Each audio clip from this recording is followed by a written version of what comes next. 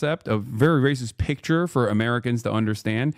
And it works. It's very effective. It is, of course, a distraction, but that is what Trump is very good at. He knows that people are angry. He knows that people are resentful. He knows that people hate the government because the government hasn't done right by them for multiple decades. So he turns around and uses that anger, that resentment, hyper focuses people's anger and resentment, redirects that into other vectors of pressure. It's not a Honduran or Guatemalan migrant that is your landlord or your boss. They are not sitting atop the board of executives at BlackRock. They're not the ones that are halting development so that there is no more additional available housing units that normalize the housing market in your city. It's not trans people that are responsible for your layoffs. And the Trump administration, and Trump specifically, is very good at moving your attention away from the people who do actually ruin your lives and back to vulnerable populations, your neighbors who have the same exact interest as you do. And that's precisely what he did last night, over and over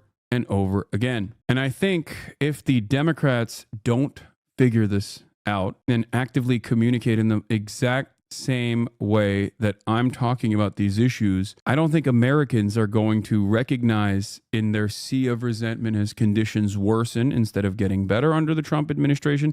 Americans are not going to be able to recognize this reality and get more and more belligerent, more and more violent, and demand even worse, more violent punishments for these populations. Except Democrats chose CIA agent, former Republican Elisa Slotkin from Michigan to speak as the official response to the Trump address. And I watched it live last night, and I was very frustrated by the way that she communicated last night.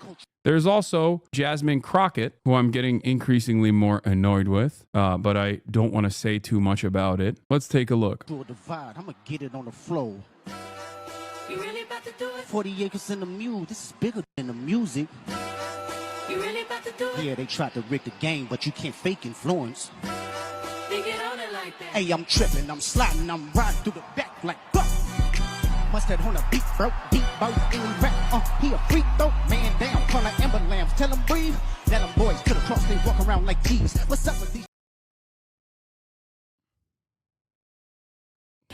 I think this is so cringe, but apparently libs are eating this up. Kamala AOC Crockett 2028. Julia Fox, this is so important to me. America needs you, Jasmine Crockett. Do not stop fighting for us. I think that there is also, whatever, I love to see a black woman have fun. Yo, what are we talking about? Donald Trump is bringing about the end of a former era of American empire and making making the collapse of American empire more violent instead of managing the decline and trying to take control, seize control over the reins of the wealthiest nation on the planet and move it in an appropriate direction. We are bouldering towards fascism. If you think that this is just like a congressperson having fun, I don't know what to tell you. I feel like this is unimaginably cringe. This is just like the most Brad Summer you could do. This plays really poorly to every single person that's not deeply invested in the maintenance of institutions and the defense of the Democratic Party. It comes across as tone deaf, telling you be careful of the liberal black misleadership class. These folks don't care about poor working class black people. Remember, this is not about race, but their class positions and their role in maintaining the system while selling on working class black people. Yeah, look, I'm not even getting into that. All I'm saying is I just think it's like tone deaf. I think it comes across as tone deaf. Like doing TikTok dances as the federal agencies, the administrative state is being gutted into oblivion is shocking to me. That's all I'm saying. I want more bold leadership from younger representatives. Every single person that looks at that and goes, at least she's doing something, is gleefully standing aside as the American collapse is taking place. We will all suffer in this process. And if you can't comprehend the point I'm trying to make there, I don't know what to tell you. It's not just Jasmine Crockett. That's just cringe. It's fine. The reaction to this performative dance piece overall is more frustrating to me than even the fact that she did the dance piece. The reaction you're getting is exactly why Trump won. Yeah, I mean, that's definitely a part of it for sure. But it's also the other part of it Because yes, people do despise black women in general and black people in general. So it's both sides of that argument that is the reason why Donald Trump won. It's both the fixture of white supremacy in American politics and how much of a formative role it plays. It's also simultaneously the fact that people respond to that in a unironically reactionary way on the liberal side of the process with the rad lib nonsense to hollow out political movements and refuse to recognize that what we need is more Al Greens, pussy hats, wearing pink, and, holding up signs is not going to cut it. People do believe this. Stop being so smug. I'm not. I promise you. I'm trying not to be smug. Maybe it's because I'm wearing a turtleneck, so I automatically come across as smug. But I'm desperate. I'm sad. I want our elected representatives to actively combat this psychopathic administration. It's just like what are we doing? You're hyper focusing on the optics. Al Green went out there and made his voice heard. He made news.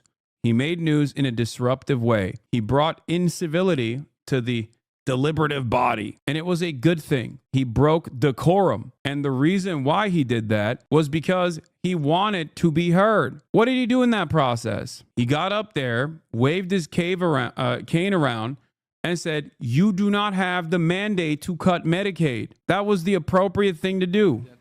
Here is his reaction. It's very low audio, but incivility, who uses his incivility against our civility. He is a person who has consistently been used incivility against civility. So do you think you have no mandate? Is that what you said? Well, look, I'm willing to suffer whatever punishment is available to me. I didn't say to anyone, don't punish me. I've said I'll accept the punishment, but it's worth it to let people know that there are some of us who are going to stand up against this president's desire to cut Medicaid, Medicare, and Social Security. So were you saying you have no mandate? Is that what you just said? That's what he has no mandate to cut Medicaid. None. Is the only punishment that you were kicked out, sir? Is there something? I don't know. Whatever the punishment is, I'm not fighting the punishment. This is about the people who are being punished by virtue of losing their health care. This is the richest country in the world, and we have people who don't have good health care. yeah. We've got to do better. And now we're about to cut Medicaid, which is for poor people.